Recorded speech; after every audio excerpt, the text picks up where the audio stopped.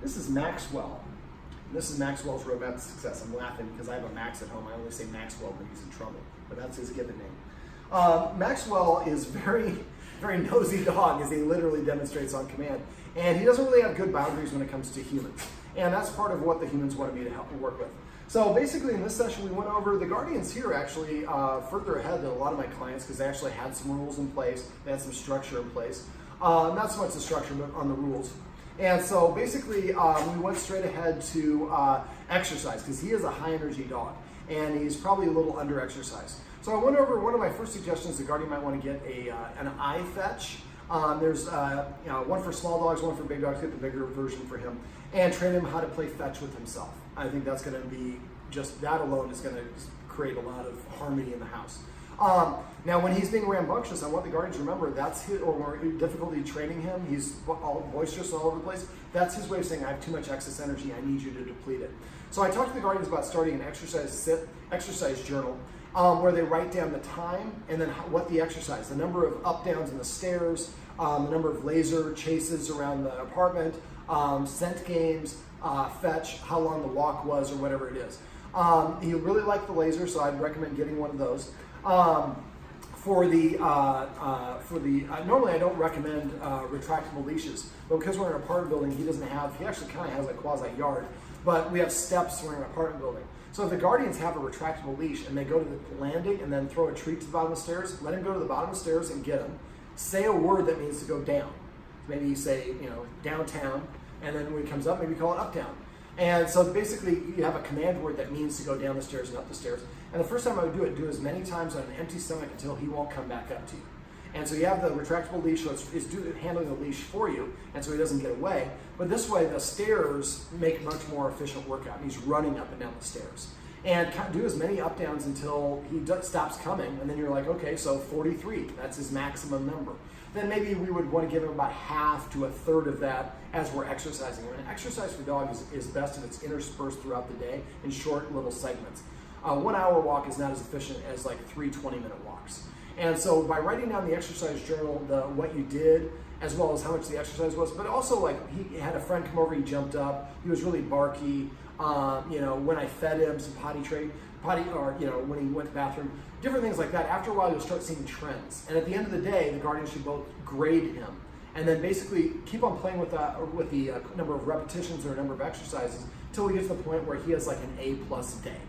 And once he has an A+ day, then we know, okay, this is how much exercise we need to get him. And if he's being boisterous or not cooperative or getting in trouble, we should look at our journal and say, oh wow, it's been longer than 3 hours since he got an exercise. Let's play a quick game of fetch. But again, that eye fetch isn't here. That's passive training. We're not there yet. But that eye fetch, I think, is going to do wonders. Okay, so we also talked about some additional rules. One of the rules was, if he wants to play fetch with somebody, he has to sit, and then they'll throw it to fetch. Make him sit before we let him in or out of a door. He's already not allowed in the kitchen, but the Guardians, for a while, he wasn't allowed in the carpet here in front of the couch. That's kind of sloughed off a little bit. I would say that rule should be in place when you're eating food or there's guests here and he's being a nuisance. Now, I showed the Guardians how to train him to go out of a room. I would recommend you guys do that for here, throw a couple out, and so he understands out means to leave this particular area and get rewarded for leaving the area. After you've done enough, you can say out, and even if he doesn't get the reward, he knows what the motivation is. And when he does, I would reach over and pet him and say out, so he gets at least some sort of reward. Now, for this, the kitchen, he doesn't actually go in at all. But for this or the kitchen, I usually recommend people practice. And what we can do is do a warm-up. So if we're going to eat an actual meal here, when we're thinking about eating, we're trying to eat and shove the dog away. We're multitasking, and our priority and our focus is on eating. So what I would do is I would get a piece of bacon or roast beef or something, microwave it, then sit down and cut it up like you're actually eating a real meal. As soon as he crosses the threshold, you can use the 4 escalating consequences. Hiss at him first and then stand up or march him if you need to, until it gets to the point where he sits or lays down beyond the boundary. Then you put your plate away and then you bring out your actual food. He just had a practice session. Now he knows what the behaviors you want. And then you actually eat your meal and he's staying behind the line because you've trained him. This is the behavior that we want. I'm ignoring him right now because he wants my attention. And if I correct him or even look at him or give him a dirty look, that's validating to the dog. So I'm not going to do anything except for if he comes over and drops it and then SITs, then I'd pick it up and throw it. He dropped it over there, he hadn't done an SIT. So those are the rules that I have. fetch. So right there, that's a good example. He's the poodle. They're smart. And again, when he's doing this is a good illustration that he needs a little bit more exercise. Let me see. So for the door, make him sit before you let him in or out the door. Say sit once. If he doesn't sit within 3 seconds, walk away. Make sure you sit down somewhere. Wait 1 minute, then go back to the door and say sit again and give him 3 seconds. If he doesn't do it for 3 seconds, walk away for 2 minutes, then for 4 minutes, then for 8 minutes. But make sure you're seated. If you're standing there going, okay, 45, 46, 47, he knows you're waiting for him. When you're seated, oh man, I blew the opportunity. And do it with both directions eventually, but first start off with whatever direction he really wants. The guardians need to make sure, we didn't mention this, but we talked about feeding. Right now they're doing a free feeding situation, which is not ideal, and he's underweight, probably a result because there's food out around all the time. I would recommend the guardians, whoever feeds him should eat something first. Now it really doesn't work in our lifestyles. A lot of time we're going to eat on the way or at work. So all we have to do is eat something in 5 or more bites in front of him. So I'd put food in his bowl, don't let him go within 7 feet of it, use the escalating consequences to disagree. And then I eat 5 bites of a granola or chip or celery or whatever it is I want to eat. When I get done, I invite him over to eat. And then when he takes his first bite of food, come up with a command word that means to eat.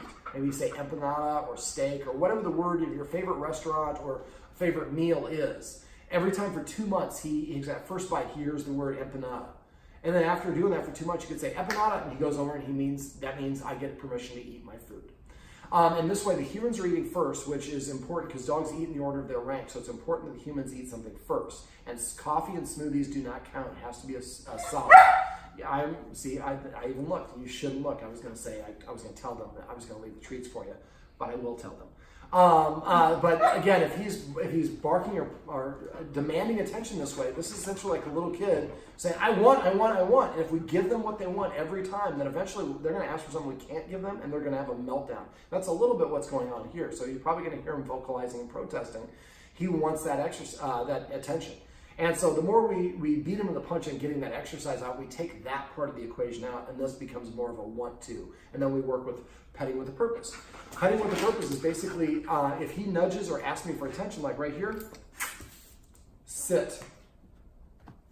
Then I will pet him. Now in this case, he wants me to throw it, so I can also throw it. So he just has to do something to change his state in order to get my attention. Or, after enough repetition, what will happen is he'll start doing it on his own, and he'll come start sitting in front of you to prepay for attention. When he does that, make sure you do recognize and pet him and reward him. Now, I use a couple of watchwords for this. I say paycheck if I suspect somebody may have forgotten the pet with the purpose. So somebody comes in the room and sees me petting him like this, and he's standing, they can say paycheck. If I argue, that tells him it's okay not to be on the same page. So instead, when somebody says paycheck to me, I just immediately stop and I say sit. When he sits, I pet him under the chin whenever possible, and I say just the word sit. Try to avoid petting him on top of his head. You can scratch his butt too, but if all things are equal, pet him on his chin.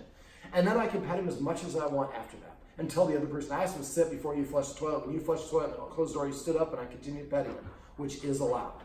But even if you want to pet him, still make him sit or do something to earn it. So that changes the dynamic from telling the humans what to do to asking, not only asking, but almost paying for it through a currency of obedience. After a while, like I said, he'll come and start sitting in front of you to prepay for some attention. When he does that, make sure we recognize that. So I say paycheck if I think somebody might have forgotten. I would say testify if he did come and sit in front of me and I missed it. Somebody would say testify to me. That means the dog's doing something I should reward. So somebody says testify, he's sitting. I would just turn and pet him and say sit. The more you get in a habit of doing that, the more you'll start offering those behaviors. And now you're teaching your dog a more polite, more desirable way to ask for attention. Now, the offshoot of that is what I call passive training, which is waiting for the dog to voluntarily offer you the behavior you want, recognizing it within the 3-second window, and petting them and saying the command word. So every time the dog comes and sits next to me, I'm going to pet him and say sit. Every time he comes to me, I'm going to pet him and say come or here. If you've been saying come a lot and he hasn't come, change the word. Every time he lays down, pet him and say crash or dug out or slide or whatever you want to say, whatever terms you want to use. You don't have to change words for words you already have, but I would try to come up with fun command words for other things. Like we were talking about putting a dog bed here. We might call it the name of one of the guardians is a baseball fan, so we might want to call it the name of the stadium of his favorite team. Or something along those lines. So it's a little inside joke. If you have some friends over watching the game and you say that and the dog goes over there, your friends think it's funny. Are we still going? Cool. All right, so passive training and petting with a purpose are the two easiest things that you can do that will have the two biggest impact on your dog. Now, to make a dog sit, I usually use this hand motion. If he dances, I bend away. If I want him to come, I lower it, raise it over his head. When he sits, then I tickle him under his chin and say the word sit. Now, if I have a treat, I would have let him lick the treat off. But if you do that enough, after a while, then this becomes the hand motion. I can have a conversation here, put the dog into a sit, and have another conversation without breaking my tone, my original verbal conversation. I'm just having it in dog. So that, like I said, pound for pound, or you'll get the most ROI out of petting with a purpose and passive training. And remember to use paycheck, recognize, and vocabulary. I'd like the guardians to come up with a list of the official command words and say vocabulary if somebody's using a different version of the command word. Let me see. Now, one of the things that he does is he steals some food from one of the guardian's bedrooms when he's not paying attention. Well, when a dog fails a behavior, what I try to do is recreate the situation and help the dog practice that behavior when I can pay attention. So what you might want to do is put eat most of your sandwich and leave some of your sandwich on the plate, then go to the bathroom and watch on the security camera, or just walk out normally and then quietly creep back and look around there, and he's leaning towards the sandwich. I wasn't going to eat the sandwich. Remember, the hiss is best used before he does the wrong thing. Now, if you forget how to do the escalating consequences, hiss, stand up, march, leash, time out, or the headers for it, message me. I have videos I can share with you. Now, if he's trying to get attention from me and I give him a correction or any attention, that's what he wants. But if he's doing something I disagree with, I want to use that hissing sign, disagree, before he does the wrong thing or right away. Now, in that case, I would usually not hiss for this particular behavior because he's trying to get attention. But I could say, focus. Focus. I would just say focus when I put it in his mouth. But that's one of the exercises we want to offer off camera. So if he's doing this to a guest and you call him over, first of all, he's doing this to guests, we should say, we did not exercise him enough before the guest comes over. And that's something you should calibrate on your exercise journal. Invite people that you know that live in the building who are really convenient to come over real quick, exercise him a certain amount and see how he does with that guest. And then the next guest, after we get him a little bit more exercise, until you find the butter zone where he comes over and the guest is like, oh my God, he was amazing. What happened? You're like, yeah, I hired a dog, had problems, he fixed it. But no, we just set our dog up to position to succeed by properly getting that exercise. Now, don't discount the scent games that you guys do. That makes him use a different muscle, which is very draining for the dog. You might also want to get some edibles. Bully sticks, he liked mine. He kind of went off them for a while. Kneecaps are great. Tracheas, cows' cheeks can be rolled up. They look like a rawhide, but they're not nasty like rawhides are. Chicken feet, duck feet, turkey feet, ducks' heads, cow's ears, pig's ears, codfish skins. I also like water buffalo horns. Water buffalo will probably outlast the dog. And also giving him some nylobones and some antlers. Nylobones are rigid plastic and you will not be able to bend. They come in flavors, like barbecue or bacon. Don't get the chicken one because it tastes like everything. But I'm just kidding. But getting different flavors and different shapes can really help. I have one that looks like, and most people get the ones that look like a skeleton. I have none of those. I have one of those. I have one that is round, kind of the shape of a donut-esque. I have one that's a letter Y. I have one that looks like a forearm. People think it's something other than a dog toy. I've got ones that are like Tyrannosaurus Rex and all that stuff. So it gives him different things to play with. And then I would get a basket somewhere where we can put it and pick up all the toys and put them there at the end of the day. Or one of the things you do is teach him to pick up his toys and put them over there. It's kind of the same principle you would teach him to use the iFetch that I talked about off camera. So just hold it over there, have him bring the thing, hold the treat over it. And as soon as he drops it, you say, clean up or maid service. Come up with, again, a funny command word. And then you can have him clean up all of his toys at the end of the day. That becomes a fun little game. And gamifying your training can really help because the dog wants to do games. Work, clean up, I don't want to work. Put all the games in the basket, that's it, all the toys in the basket, that's a game. I'd also, because he's such a smart dog, I'd like to see the guardians training him to do some new tricks and commands. Now, I showed them how to do the focus exercise. He was almost about to hug me right there. Make sure you don't let him do the hugs. I taught the stay as well as a touch targeting. Target. Or I think touch is the word that the guardians use. So if you have questions on those, message me. I have videos for those I can share with you. But if you go to YouTube, all these dog trainers want to be season one. They want a TV show. So they'll show you how to teach your dog bang you're dead. I call that Capone. Or roll over. I call that stunt dog. And so again, come up with these fun command words. I mean, you could do, even if it's something as simple as like this, just teaching him to do a circle. I call this hurricane. And I just keep on doing that until eventually my dog does a quick little circle. Well, if your dog gets humped at the dog park, that's a real easy, say, hurricane 2 or 3 times, and the other dogs will look for somebody that's easier to hump. So, and it's a super simple, easy to teach. What I have the guardians do is each Sunday or Monday or whatever day of the week works. Everything okay? You have a weird look on your face. Is you want to, basically each Saturday or Sunday, maybe you take over one Saturday and then you teach him how to do circles. And all week long you practice circles. The next week you teach him stunt dog. And all week long you practice stunt dog. So each one of you takes turns practicing with him and teaching him new skills, which will help boost his self-esteem. It also gives you different ways to redirect him. So if he's being a nuisance for your guests, stunt dog, touch, stay, you have all these different things, that you can do, Capone, and, it's a nice way to redirect him. He knows he's pleasing everyone, and it also, he's a smart dog, it'll help stimulate him and boost his self-esteem. Okay, so most dogs know at least 10 commands. I would like to see you guys getting him, like, by the end of the year, he has 20 commands. That can be tricks and commands. And you'll find if you get in the habit of doing it, you start getting more and more, and then you'll have him doing, like, you're walking and he's doing serpentine between your legs, fetching your beer from the fridge. Well, he's not allowed in the kitchen, so maybe not that. But other things like that. Let me see. What else we go? I also went over the not pulling on the leash and teaching him to go into the heel position on the left side, I should say. So remember to practice that. I'd like to have you guys practicing that. Get about 10 treats. And just turn face him, have him come over, sit, turn and the other way, and face him, go the other direction for all 10 treats, and do it here, all over the place in the house, independent of a walk. After a while, you'll be able to go that hand motion I showed you, and he'll just come and sit in that heel position. And then you want to practice it once he does it inside really well, then practice it outside. And again, no leash. And then what you want to do is when you're on a walk, instead of going for the duration of a walk, just walk back and forth in front of your building. As soon as he walks in front of you, plant your feet, and just let your arm go limp. When he gets to the end of the leash, make a kissing sound like, and then take the treat and move him back in that heel position that I showed you. And after a while, what will happen is when he gets to the end of the leash, he's just automatically going to turn around and come back. We call that an auto return.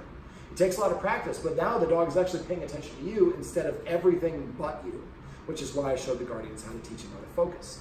Let me see, we talked about feeding. Do you guys have any other questions on anything that I should mention here? If you have any questions on any of this stuff, make sure you let me know. Okay. And I've got videos, and I'm happy to text you. Like I said, if I don't hear from you, I assume everything's going well. So please text me. It's very normal to need conversations and text messages the week or two after the session. I'm going to leave these treats here with you. These are called Tricky Trainers. They are chicken liver flavored. The reason, or not flavored, they are chicken liver. Don't get stuff that's flavored. Get the actual stuff. The reason these work so well, they have no preservatives. If you leave the bag open or Ziploc it shut with air in here, it'll be hard as a rock next time you open it. So I fold it over and burp all the air out and then zip it shut. Also for him, you can remember you can add hot water to his dry kibble, and that'll be a little trick to help him. The goat's milk the guardians are adding in right now to get him enticed can be, some dogs are lactose intolerant. It's also very rich, and they get into a dog late at night. Sometimes that ends up with diarrhea, loose stools. For dogs, if the dog has diarrhea, you want to get canned pumpkin. In Los Angeles, it's hard to find canned pumpkin except for around Thanksgiving, which is coming up. So I have 2 cans of canned pumpkin in my cupboards at all times. Anytime my dog has loose stools, I grab a scoop of it, put it in with their food, it firms up the stools. I'm going to tell them that you like bully sticks, but he likes the odor-free ones, he says. All right, let's see. If there's nothing else, get a dog bed. Go to Groupon, get the Sealy Posturepedic or the memory foam one. Remember, no color no pattern.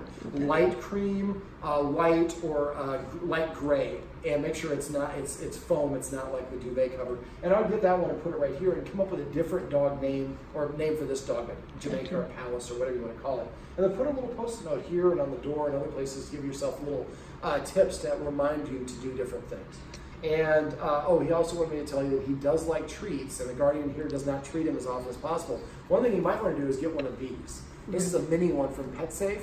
I can open it up like this. It's got metal, so it stays open. It's easy for me to get treats in and out. And then when I'm doing stuff, I just close it, and no treats will actually fall out. Well, that one did, but this one's been beat down. But it also has a little place you can put like poop bags or keys or credit cards or stuff like that. And you just clip it on your belt or your pocket or your shorts or whatever. It makes it convenient.